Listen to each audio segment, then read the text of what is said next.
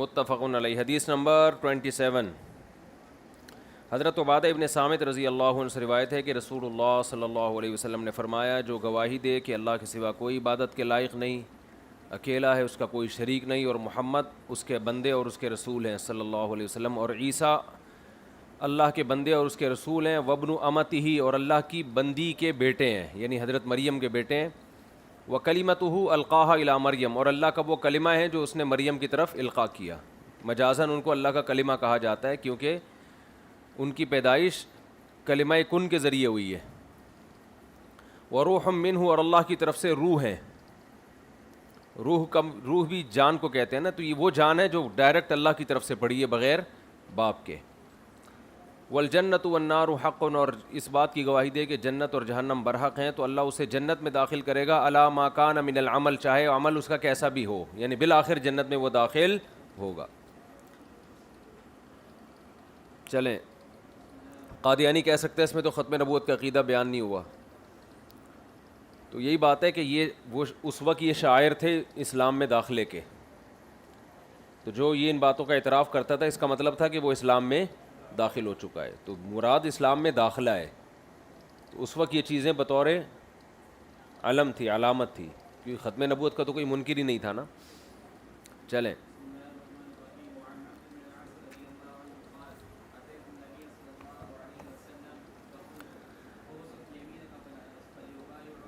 فَلِأُبَايِعَكَ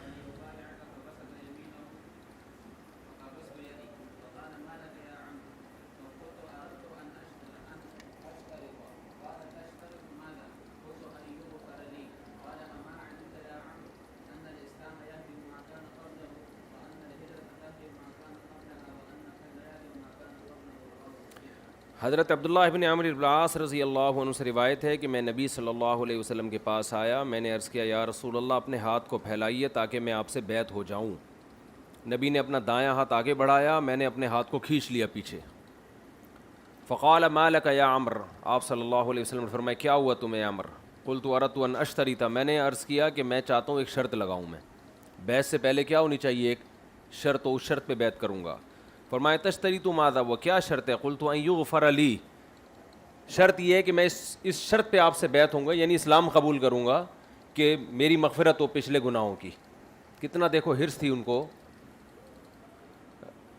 اپنے گناہوں کی معافی کی حرص کتنی تھی کہ میں اس شرط پہ آپ سے بیعت ہوں گا کہ پچھلے گناہ میرے اللہ معاف کرے. قال اما علمت یا عمر، آپ صلی اللہ علیہ وسلم فرمایا عمر تم نہیں جانتے ان الاسلام یہدم ما کان قبلہ، جتنے پچھلے گناہ ہیں اسلام ان سب کو گرا دیتا ہے. ہدم یہدم کا معنی ہوتا ہے دیوار گرانا. تو یہاں ہدم کا لفظ اس سے استعمال کیا کہ اسلام سے پہلے گویا بڑی بڑی دیواریں کھڑی ہوں، اگر دیوار گرانا مشکل کام ہے تو اسلام ان گناہوں کو بھی ایسے گرا دیتا ہے جیسے کوئی بڑی بلڈنگ کو گرا کے آپ ختم کر دو، جس کا وجود دیکھنے میں بہت لگتا ہے، لیکن جب اسلام قبول کرو گے تو کلمہ توحید پر ایمان لاؤ گے تو وہ سارے بڑے بڑے چٹانیں جو تمہارے سر پر گناہوں کی رکھی ہوئی ہیں وہ سب اللہ گرا دے گا. وَأَنَّ الْهِجْرَةَ تَهْدِمُ مَا كَانَ قَبْلَهَا، اور ہجرت بھی اس سے پہلے جو گناہ ہیں ان کو معاف کرا دیتی ہے. وَأَنَّ الْحَجَّ يَهْدِمُ مَا كَانَ قَبْلَهُ، حج بھی پچھلے گناہوں کو معاف کر دیتا ہے. چلیں والحدیثان المرویان عن ابی ہریرہ رضی اللہ عنہ قال، یہ دونوں حدیثیں حضرت ابو ہریرہ سے بھی مروی ہیں کہ اللہ تعالیٰ فرماتے ہیں انا اغنى الشرکاء عن الشرک. نہیں، دو حدیثیں اور ہیں جو حضرت ابو ہریرہ سے مروی ہیں. ایک حدیث اللہ تعالیٰ فرماتے ہیں انا اغنى الشرکاء عن الشرک، میں تمام لوگوں میں تمام شرکاء میں شرک سے سب سے زیادہ مستغنی ہوں. یعنی کسی کو بھی کسی کے ساتھ شریک کیا جائے تو وہ غنی ہوتا ہے نا، کوئی بھی شرکت برداشت نہیں کرتا. تو اس معاملے میں سب سے زیادہ غنی کون ہے؟ میں ہوں. یعنی میں سب سے زیادہ اس لائق ہوں کہ شرکت کو برداشت نہ کروں. والآخر الکبریاء ردائی، اور دوسری حدیث کیا ہے؟ الکبریاء ردائی، کہ نبی صلی اللہ علیہ وسلم نے فرمایا، اللہ تعالیٰ فرماتے ہیں الکبریاء ردائی، تکبر میری چادر ہے. کہتے ہیں سنذکرھا فی باب الریاء والکبر، ان حدیثوں کو ہم ریا اور کبر کے باب میں ذکر کریں گے انشاءاللہ تعالی. الفصل الثانی، حدیث نمبر 49. جی آواز نہیں آ رہی. چلو یار اسپیڈ مارو اسپیڈ مارو. جی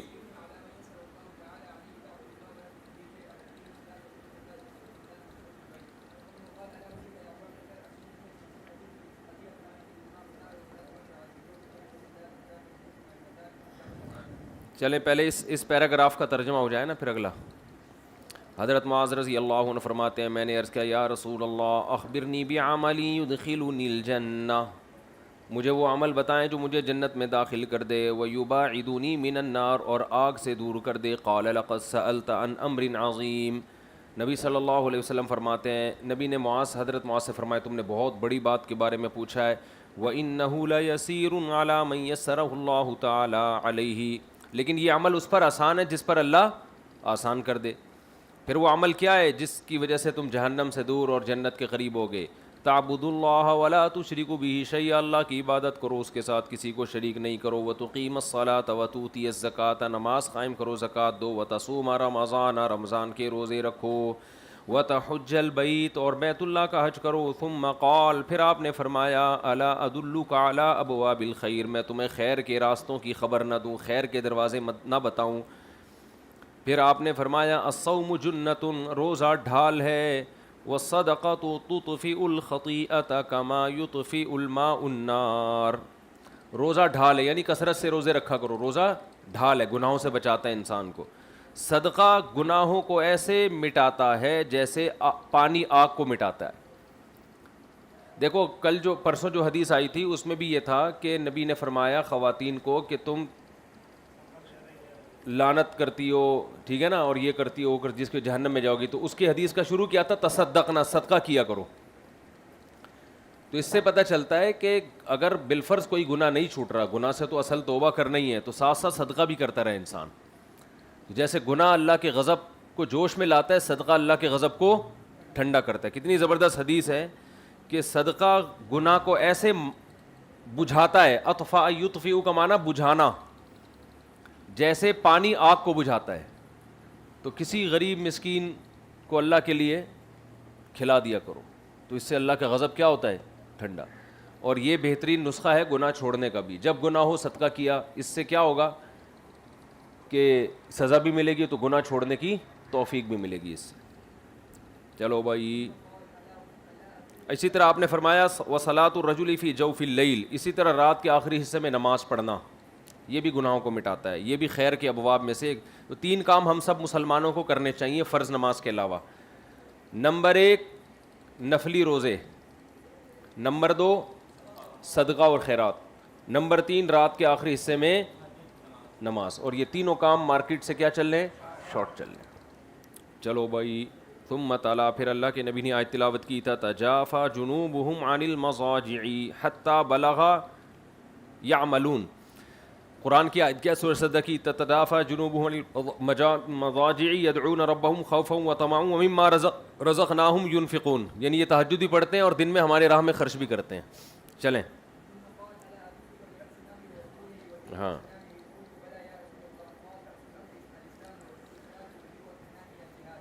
جی، ملا کی ذالک کلہ.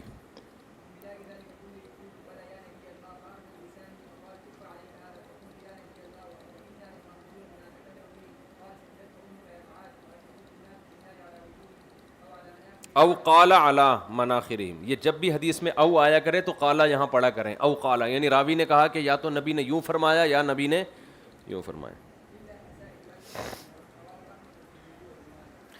وہ ابن ماجہ نہیں، وابن ماجہ. رواہ احمد والترمذی، عربی میں یا مشدد ہوتا ہے نسبت کا، ترمذی نہیں ہوتا عربی میں، ترمذی. اردو جب بولیں گے تو ترمذی، عربی بولیں گے تو ترمذی. رواہ احمد والترمذی وابن ماجہ.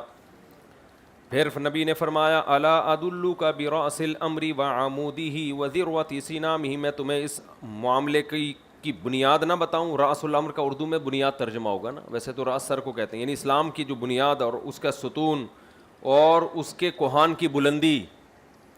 یعنی اگر تم اسلام کے بہت اعلیٰ درجات تک پہنچنا چاہتے ہو تو میں وہ تمہیں بتاؤں؟ قلت بلا یا رسول اللہ، میں نے عرض کیا ضرور یا رسول اللہ. فرمایا رأس الامر الاسلام، امر سے مراد دین ہے. دین کا جو کی بنیاد ہے وہ کیا ہے؟ اسلام. یعنی دین کہتے ہیں طریقہ حیات کو. طریقہ حیات کے جو مین ہے وہ کیا ہونا چاہیے؟ اسلام ہونا چاہیے. یعنی آپ کا جو بیسک طریقہ حیات زندگی گزارنے کا ہو وہ کیا ہونا چاہیے؟ اسلام. وعمودہ الصلاۃ، اس کا ایک ستون کیا ہے؟ نماز ہے. وذروۃ سنامہ الجہاد، اور اس کے کوہان کی بلندی جہاد میں ہے. ظاہر اسلام کو ترقی کس سے ملتی ہے؟ جہاد سے ملتی. ثم قال الا اخبرک بملاک ذلک کلہ، پھر آپ صلی اللہ علیہ وسلم فرمایا میں تمہیں ان سب چیزوں کا خلاصہ نہ بتا دوں، یعنی یہ کی نہ بتا دوں جو تمہارے ہاتھ میں ہوگی تو سب چیزوں پر عمل ہو جائے گا. قلت بلا، میں نے عرض کیا ضرور یا نبی اللہ. فاخذ بلسانہ، آپ صلی اللہ علیہ وسلم نے اپنی زبان کو پکڑا، پھر فرمایا کف علیک ھذا، اپنے اوپر اس زبان کو روک لو، زبان کو غلط استعمال مت ہونے دو.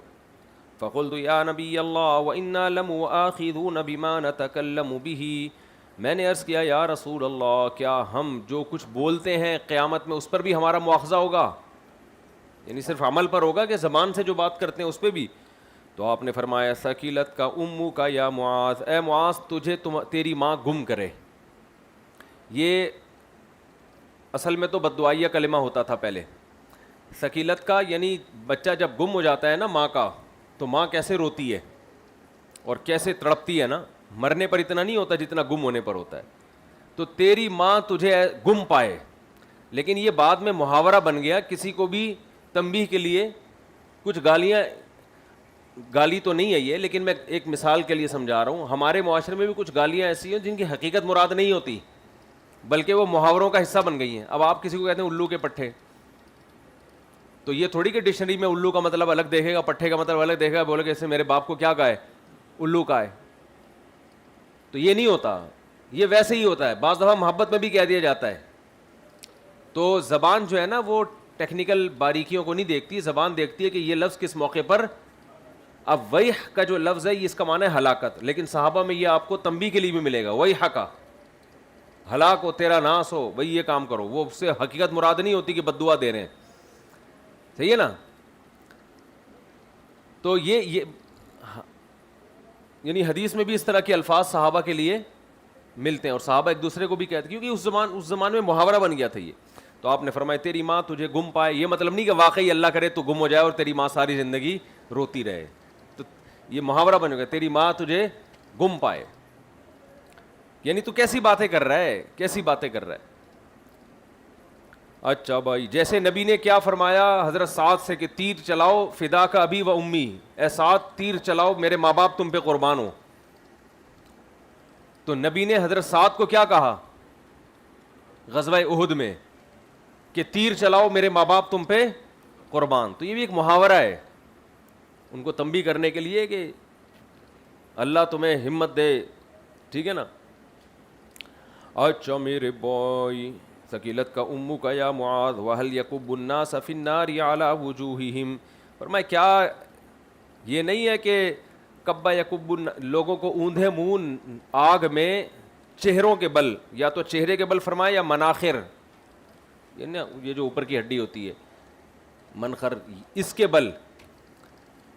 تو لوگوں کو جہنم کی آگ میں چہروں کے بل نہیں ڈالتی الا حصائد السنتہم، مگر ان کی زبانوں کی کٹی ہوئی کھیتیاں. یعنی یہ تو اے ساتھ اے معاذ تجھے کیا ہو گیا؟ کیا تو یہ بات نہیں جانتا کہ جہنم میں ڈالنے کا تو سب سے بڑا سبب ہی کیا ہے؟ آگ ہے. آگ میں اوندھے منہ ڈالنے کا سب سے بڑا سبب ہی کیا ہے؟ زبان ہے. زبان کی کٹی ہوئی کھیتیاں، یعنی زبان کی جو باتیں ہیں نا اس کو کٹی ہوئی کھیتی سے تعبیر کیا ہے. یہ ایک بلاغت ہے. آپ جو بوتے وہی کاٹتے ہو نا، تو گویا زبان بھی ایک بیج ہے، اس سے خیر کے پودے بھی نکل سکتے ہیں اور کانٹے بھی نکل سکتے ہیں.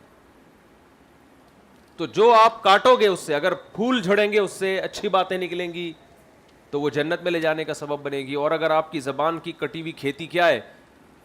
وہ نفرتیں اور شرک ہے اور بدعتیں اور جو کچھ ہو رہا ہے مارکیٹ میں، یہ سب چیزیں، تو یہی چیزیں تو انسان کو جہنم کی آگ میں لے جانے کا ذریعہ بنتی ہیں. رواہ احمد والترمذی وابن ماجہ. چلو بھائی آگے.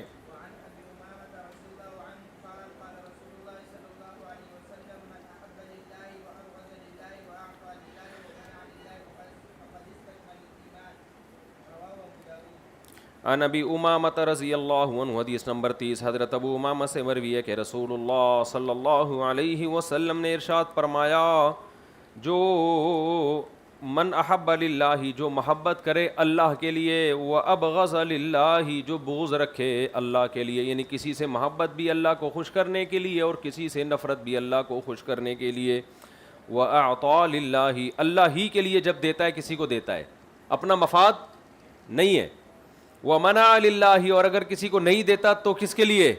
اللہ کے لیے۔ بعض دفعہ لوگ گناہ کے لیے چندہ مانگ رہے ہوتے ہیں آپ سے، صحیح ہے نا، تو وہاں نہیں بھی دینا کس کے لیے؟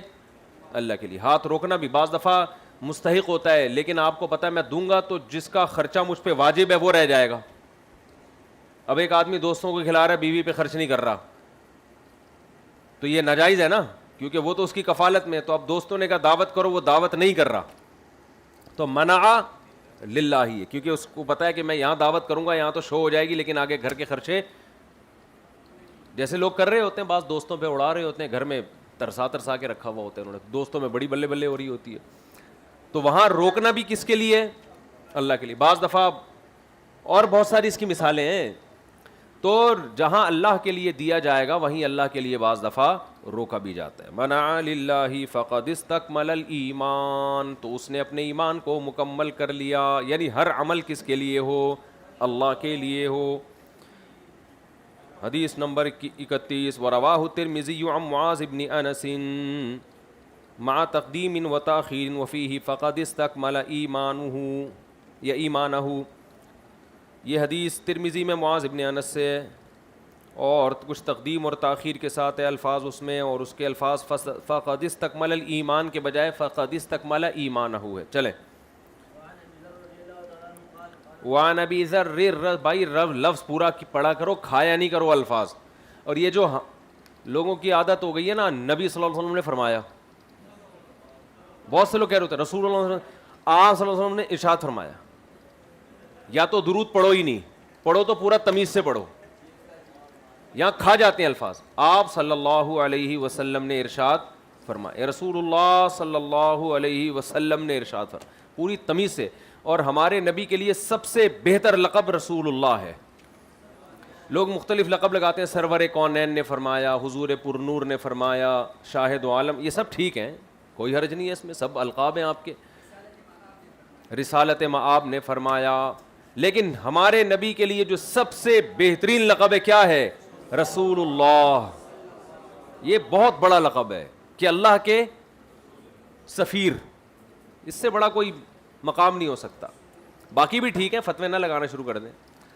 تو رسول اللہ، صحابہ بھی دیکھو، نبی اللہ، رسول اللہ، یہ الفاظ استعمال کرتے تھے، قرآن میں بھی ہے، قرآن میں بھی ہے۔ چلو،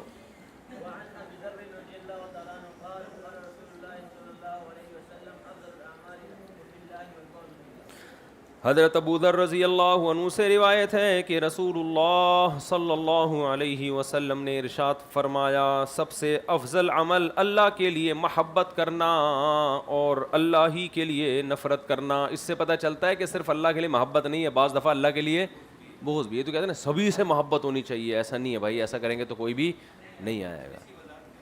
اس کی وضاحت ہے کہ جو اسلام دشمن لوگ ہیں، جو دین کو بگاڑنے کی کوشش کر رہے ہیں، تو ان سے محبت کا حکم ہمیں نہیں ہے۔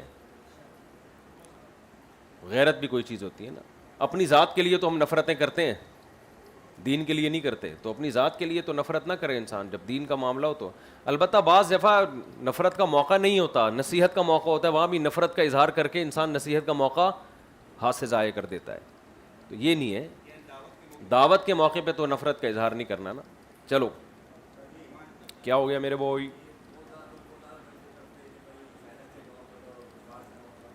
نہیں، کفار سے محبت، جو اسلام دشمن ہے ان سے تو محبت نہیں ہے نا۔ دیکھو، محبت دلی تو کسی بھی غیر مسلم سے جائز نہیں ہے۔ ہاں، قرآن نے کہا ہے کہ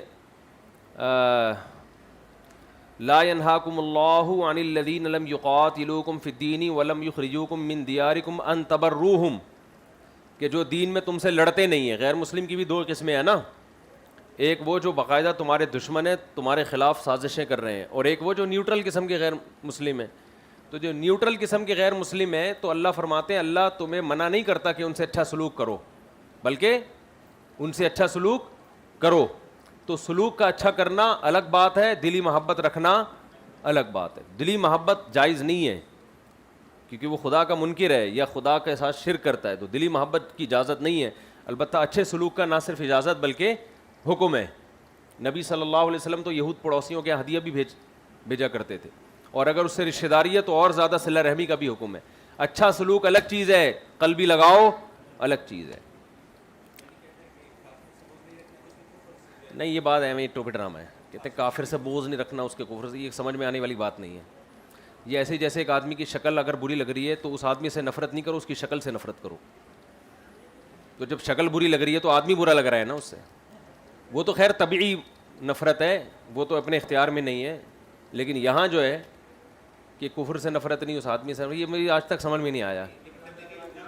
وہ بیچارے تبلیغ والے جوڑ پیدا کرنے کے لیے کہتے ہیں, لیکن یہ کوئی جب کسی کے گندے عمل سے نفرت ہے تو بندہ ہی برا لگے گا نا وہ, کیونکہ وہ عمل اس بندے سے الگ کوئی چیز تھوڑی ہے. بس اس میں یہ ہے کہ جتنا عمل ہے اتنی نفرت ہو, اس کی خوبیاں بھی تو ہوں گی نا, تو پلس مائنس نہیں کرتے لوگ ایسے موقع پہ. مسلمان میں ایک آدمی میں برائی ہے اور اس میں کچھ اچھائیاں بھی ہیں, تو برائی کی وجہ سے اگر اس سے نفرت ہے تو اچھائی کی وجہ سے محبت بھی ہونی چاہیے. تو پلس مائنس کر کے رزلٹ نکالا کرو, اعتدال سے محبت, اعتدال سے نفرت. لیکن کفر میں جو ہے اس سے تو محبت ہو نہیں سکتی نا, کیونکہ کفر ایسا جرم ہے جو تمام نیکیوں پہ حاوی ہے, تو اس میں تو برائی غالب ہے. احاطت بہ خطیئتہ, قرآن کہہ رہے اس کی خطائیں اس کو حاوی ہو چکی ہیں. تو فاولئک اصحاب النار هم فیہا خالدون. تو کافر سے محبت کی اجازت بالکل بھی نہیں ہے. بس اس میں کچھ بھی نہیں کرو نا, نفرت کی بھی ضرورت نہیں ہے, بس محبت نہیں کرو اس سے. بس اس سے آپ جو لین دین کا تعلق ہے, احسانات ہیں, حسن سلوک ہے, وہ تو ہر انسان سے. قولوا للناس حسنا, قرآن میں آتا ہے لوگوں سے اچھے انداز سے بات کیا کرو. تو کوئی بھی لوگ ہو اس سے اچھے انداز سے بات کرو. سمجھتا ہے؟ شکریہ, چلیں پڑھیں. یہ تو ہو گیا, ہاں ٹھیک ہے. افضل الاعمال, پڑھیں حدیث نمبر 32, آگے حدیث نمبر 33 پڑھیں.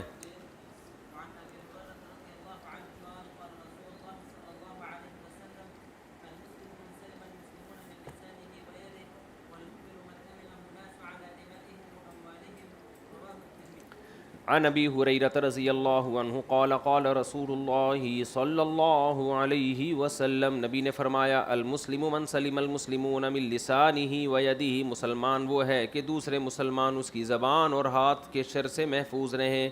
اور مومن وہ ہے من امنہ الناس علی دمائہم و اموالہم. مومن یہ لغوی, مومن کا معنی امن میں دینا ہے نا, تو یہاں لغت سے استدلال کیا کہ اصل مومن وہ ہے کہ لوگوں کو امن دے دے. کیسے امن؟ کہ لوگ مامون ہو جائیں, بے خوف ہو جائیں, علی دمائہم و اموالہم, اپنے خون اور اپنے مالوں پر اس سے بے خوف ہو جائیں. لوگوں کو خطرہ نہ ہو کہ یہ ہم سے ہمارا مال چھینے گا. اچھا, اس میں وہ بھی داخل ہے کہ بعض لوگ اپنی جیب میں کتنے پیسے ہیں بتاتے ہوئے ڈرتے ہیں, کتنا دولت ہے بتاتے ہوئے ڈرتے ہیں. وجہ اس کی ہے کہ سامنے والا مانگ لیتا ہے. آج کل لوگ دولت کیوں چھپاتے ہیں؟ آپ کسی کو بتا دو نا کہ میرے پاس اتنے پیسے ہیں, 6 آدمی کا لائن لگا کے آپ کے گھر کے باہر کھڑے ہوئے ہوں گے. سب نے ایران توران شروع ہو گیا, میرا یہ بچہ مر گیا, میرا بچہ مرنے والا ہے, میری بیوی بھاگ گئی, میری بیوی بھاگ نہیں رہی, میرے یہ مسئلہ ہے, میرے یہ مسئلہ ہے, میرے یہ مسئلہ ہے, میرے یہ مسئلہ. تو لوگوں کی جیب میں جو کچھ ہے آپ غنی ہو جاؤ, آپ بولو یہ اس کے لیے, یہ میرے لیے نہیں ہے. یہ اللہ کا میرے اوپر فضل ہے, شو مارزی جی نہیں کر رہا ہے, کہ اللہ کا فضل ہے کہ بڑے بڑے کروڑ پتی تاجر مجھے اپنی دولت بتاتے ہوئے ڈرتے نہیں ہیں, ہچکچاتے نہیں ہیں. ان کو پتہ ہے یہ چندہ نہیں مانگے گا, صحیح ہے نا, ورنہ ڈرتے ہیں بعض دفعہ تاجر لوگ. بتا دیا تو پھر آگے وہ آ جائیں گے اگلے دن کہ یار وہ ہم نے سینٹر کھولا ہے, اس کے لیے یہ چاہیے, فلانا چاہیے, یہ چاہیے, مجھے پیسے چاہیے, میں کل دے دوں گا, میں پرسوں دے دوں گا. لوگ بیوی کو نہیں بتاتے پروگرام کیا, ہاں پروگرام کے لیے پیسے چاہیے, تو لوگ ڈرتے ہیں. لوگ کہتے ہیں جو خود کرنا ہوگا ہم کر دیں گے, بتاؤ نہیں. لیکن آپ اپنے آپ کو ایسا بناؤ کہ کوئی بھی آدمی آپ کے سامنے اپنی دولت کا اظہار کرتے ہوئے ہچکچاہٹ محسوس نہ کرے. اسے پتہ ہے یہ اس کے لیے وہ پیسے پتھر ہیں. اور خصوصی چندے نہ مانگو, چندہ جب مانگنا ہو مجمع میں,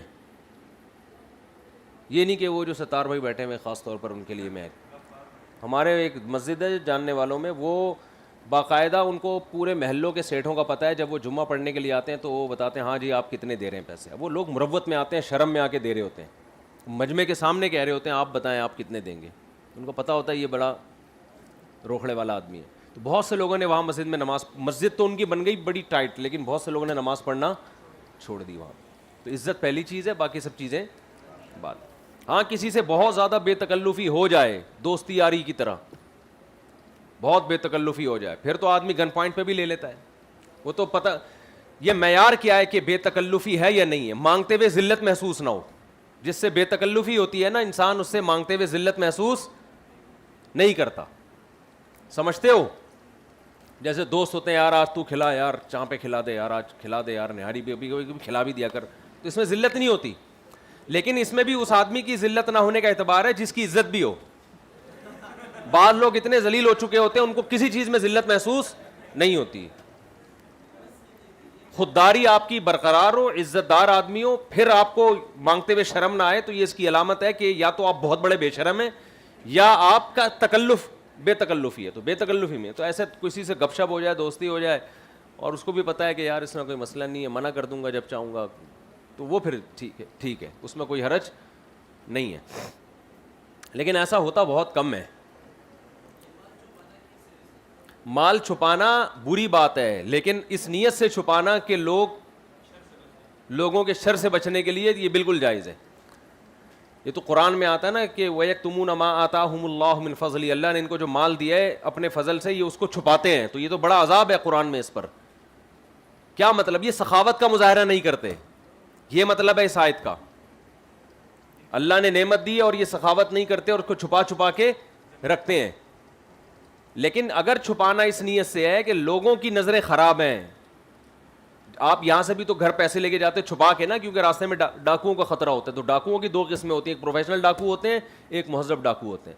پروفیشنل تو بندوق لا کے جیب سے نکال کے لے جائے گا. جو مہذب ڈاکو ہے وہ آ کے آپ کو اتنے دکھڑے سنائے گا، اتنے غم سنائے گا کہ آپ ویسے ہی اس کے گلے لگ بولے کہ یہ سب تو ہی لے لے. بعد میں پتہ چلے گا فراڈی ہے. تو یہ چل رہا ہے مارکیٹ میں. بچے آپ کے باغی ہو جاتے ہیں آج کل. باپ پوری آمدن بتا دے، بچے آنکھیں سر پہ رکھ لیتے ہیں. بولے ابا کو اتنا ہے، ہمیں کھلا اتنا رہا ہے. تو بجائے باپ کے احسانات ماننے کے نا، وہ باپ کے باغی ہو جاتے ہیں. آج کل بڑی دنیا پرستی کا دور ہے، کوئی کسی کا احسان نہیں مانتا. کمپنیاں اپنا اصل پروفٹ نہیں بتاتی. ملازمین جو انکم ٹیکس گیا ایک طرف، ملازمین کہتے ہیں ہماری تنخواہیں ڈبل کرو جب تم اتنا کما رہے ہو. حالانکہ وہ کمپنی جتنا بھی کمائے، اس کا ملازم کی اس سے کیا تعلق ہے؟ ایک اصولی بات ہے نا. کیا خیال ہے بھائی؟ جتنی تنخواہ کا عرف میں رواج ہے وہ آپ کو ملے گی. اب کما رہی ہے تو وہ اس کا اپنا بزنس ہے. تو وہ اس ملازم کو یہ بولتے ہوئے شرم نہیں آئے گی کہ بھائی تم زیادہ کما رہے ہو تو میری تنخواہ ڈبل کرو. وہ اس پہ تانا دے گا کہ تم چھپا کیوں رہے ہو. وہ چھپا تمہارے جیسے نالائقوں کی وجہ سے رہا ہے.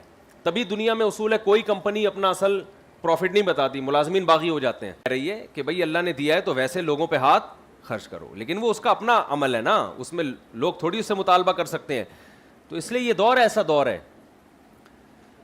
تو ہمیں بھی کچھ تجربے ہوئے ہیں. آپ کچھ پیسے آگے بتا دو، لوگ گھسوٹ کے لے جائیں گے. بہنوں کو جب وراثت ملتی ہے نا، عورتیں کمزور ہوتی ہیں تو سارے خاندان والے قرضہ مانگنے آ جاتے ہیں ان سے. اور وہ سب عورتوں کے ساتھ یہی ہوتا ہے، ہاتھ میں ان کے کخ بھی نہیں آتا. بھائی خود لے لیتے ہیں ان سے کاروبار کے نام پہ. تو میں تو عورتوں کو بھی کہتا ہوں تمہیں وراثت ملی چھپا دو. بولو او ہو ڈاکو لے گیا یار، ورنہ یہ محفوظ نہیں رہے گا. بتا دوں میں، جب عورتوں کو اول تو وراثت ہمارے یہاں ملتی نہیں ہے، بہت سے علاقوں میں مل جائے تو فوراً بولو وہ چوری ہو گئے، ورنہ بھائی لے لے گا. کاروبار کے نام پہ، خرچوں کے نام پہ یہ سب ڈرامے چل رہے ہیں. مولوی کھا جاتے ہیں یار، باقیوں کو چھوڑو. سب دینداری کے نام پہ کہ میں کاروبار میں لگاؤں گا. پیسہ ایسی چیز ہے میرے ماموں، یاد رکھو، اس میں داڑھی پگڑی ٹوپی خانقاہ بزرگ سب برابر ہیں. بہت کم آٹے میں نمک کے برابر لوگ ہیں جو پیسے کے معاملے میں ایک نمبر ہیں، جن کے دل میں لالچ نہیں ہے کہ اس کا ہے تو اس کا ہے، ہمیں کیا کرنا اس سے. بیوی کے پاس سونا ہوگا، میاں کھا جائے گا کاروبار کے نام پہ. تم کیا کہہ رہے ہو؟ کس زمانے میں رہتے ہو؟ شوہر بھی کھا جاتا ہے. تو یہ سب ڈرامے چل رہے ہیں مارکیٹ میں. اس لیے اپنی پینٹ میں جو پیسے رکھے ہوئے، تم لوگ تو پینٹ پہنتے نہیں ہو، لیکن اگر شلوار میں پیسے رکھے ہوئے اپنے رکھے ہوئے تو چھپا دو اس کو. باقی سخاوت کرنی ہے کسی اور طریقے سے، ویسے کھلاتے رہو. سمجھتا نہیں ہے نا بات کو, جب نہیں پڑھے گا رات کو تو کیسے سمجھے گا بات. چلو ہاں کچھ لوگ ایسے ہوتے ہیں جن کو آپ بتا دو تو کوئی, لیکن وہ بہت مشکل سے ایسے لوگوں کو تلاش کیا جاتا ہے, ورنہ لالچ کا دور ہے, فوراً نظر جائے گی آپ کی جیب, پھر آپ وہ منع بھی نہیں کر سکتے. آپ وہ جب آئے گا نا پیسے لینے, مجھے اتنے پیسے چاہیے, آپ کہو گے یار میں کیسے, میرے تو ابھی تو بول رہے تھے اللہ نے, اللہ کا دیا میرے پاس بہت کچھ ہے تو دیکھ کیوں نہیں رہے. اور اللہ کا معاملہ ایسا ہے کہ جو جتنا استغنا برتتا ہے اس کے پاس دولت ٹکر مار مار کے دروازے پھاڑ پھاڑ کے آتی ہے. اللہ کا معاملہ کچھ اس طرح ہے. میں آپ کو بتاؤں, آپ لوگوں سے استغنا برتو نا, لوگ خود آئیں گے آپ کو پیسے دیں گے, یار کاروبار میں ڈال دو, ہم سے پیسے لے لو. جس دن آپ نے لوگوں سے کہا یار آپ آئے تھے نا میرے پاس پچھلے مہینے کے کاروبار کے لیے, آپ پیسے دینا چاہتے تھے, تو اس وقت تو ضرورت نہیں تھی, اب دے دو, وہ نہیں دے گا آپ کو. تجربہ کر کے دیکھ لو, جب خود آپ نے زبان ہلا لی نہیں دے گا وہ. اور آپ استغنا برتو گے, لوگ آ کے آپ کو پیسے پکڑائیں گے کہ یار ہم سے بھی پیسے لے لو. سمجھتے ہو بات کو؟ کیا بول رہا ہے, کیا کہہ رہا ہے یہ استغنا کیسے شروع, تمہاری جیب میں ہے کیا؟ یہ استغنا کی تقریر آپ کے بلی پر تھوڑی ہو رہی ہے یار, اس کو یہ بیچارہ خام خام ہے, جیبیں نکالو اپنی. ابے کیا ہے اشارہ ہے یار, حسن کی نرگسیت. چلو سے مذاق کر رہا ہوں. یہ اگر بالفرض پیسے ویسے آ جائیں تو, ابھی تو آپ, چلو مذاق کر رہا ہوں یار بیچارہ. چلو آگے, ایک دم جوش میں آگے استغنا. مجھے لگا ابھی بلینک چیک نکال کے دے گا استاد جی, یہ لو کیا یاد کرو گے. چلو آگے.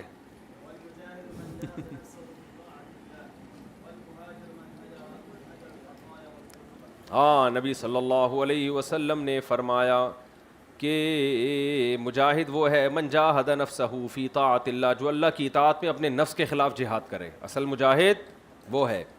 والمہاجر من حجر الخطایا والذنوب, اور مہاجر وہ ہے, حقیقی مہاجر وہ ہے جو گناہوں کو اور خطاؤں کو چھوڑ دے. یہ ترغیب دینے کے لیے, اس کا یہ مطلب نہیں ہوتا کہ اب ہجرت ختم اور جہاد ختم ہو گیا. پتہ چلا میدان میں لڑائی ہو رہی ہے, آپ کو لوگ بلا رہے ہیں اور آپ کہہ رہے ہیں حدیث میں آتا ہے اصل مجاہد وہ ہے جو گناہ چھوڑے, لہٰذا میں خانقاہ میں بیٹھا ہوا ہوں, تم لوگ جا کے لڑو. تو یہ مطلب نہیں ہے, مطلب کہ جہاد کی روح ہی ہے, باقی جب لڑنا فرض ہوگا تو وہ تو جانا پڑے گا آپ کو. اپنے نفس سے جہاد, اپنے آپ سے لڑے انسان. نفس کہہ رہا ہے کہ یہ گناہ کرو, آپ اپنے آپ سے لڑو, بولو نہیں کرنے دوں گا میں.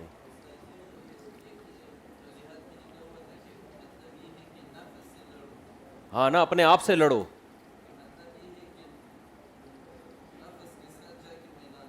نہیں یہ مطلب نہیں, یہ حدیث کی منشا کے خلاف ہے. آگے والمہاجر من حجر الخطایا,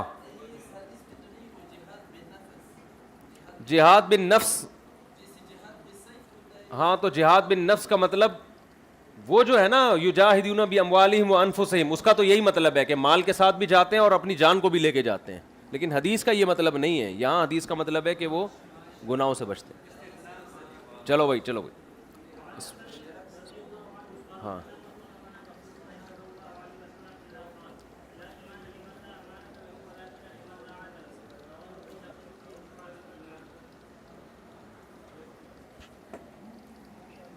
حضرت انس رضی اللہ عنہ سے روایت ہے, فرماتے ہیں قلما خطبنا رسول اللہ صلی اللہ علیہ وسلم الا قال, بہت کم ایسا ہوا ہے کہ نبی نے ہمیں خطبہ دیا ہو مگر یہ الفاظ لازمی کہیں آپ نے, یعنی ہمیشہ یہ الفاظ خطبے میں کہتے تھے, لا ایمان لمن لا امانت لہ, اس کا کوئی ایمان نہیں ہے جس میں امانت نہیں ہے. یہ کتنی زبردست حدیث ہے یار. اور آج دیکھو سب سے زیادہ بے ایمان کون ہے؟ مسلمان مشہور ہیں. امانتوں میں خیانت, وقت کی پابندی نہ کرنا, زبان دے کے مکر جانا, جبکہ نبی ہر خطبے میں یہ بات کہا کرتے تھے. ولا دین لمن لا عہد لہ, اس کا کوئی دین نہیں ہے جس کا عہد نہیں ہے, یعنی جو ایگریمنٹ کر کے پورا نہ کرے اس کا کوئی دین سرے سے, لائے نفی جنس ہے, سرے سے دین ہی نہیں ہے. رواہ البیہقی فی شعب الایمان. الفصل الثالث. چلو